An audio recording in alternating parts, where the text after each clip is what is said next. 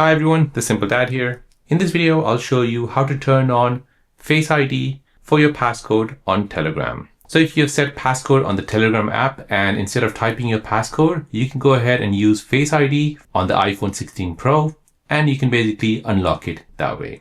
So let me show you how to do this. So first you want to go ahead and open up the App Store. You want to search for the Telegram app and make sure that's been updated to the latest version. Once it has been updated, go ahead and open the app. Now here it's asking me for a passcode, so I'll go ahead and unlock it. Now here you want to go ahead and tap on Settings at the bottom right, then tap on Privacy and Security, then tap on Passcode and Face ID. Go ahead and enter in your passcode. Now here, to unlock with Face ID, you'll see this option here, Unlock with Face ID. Go ahead and turn this feature on and go ahead and turn off Telegram.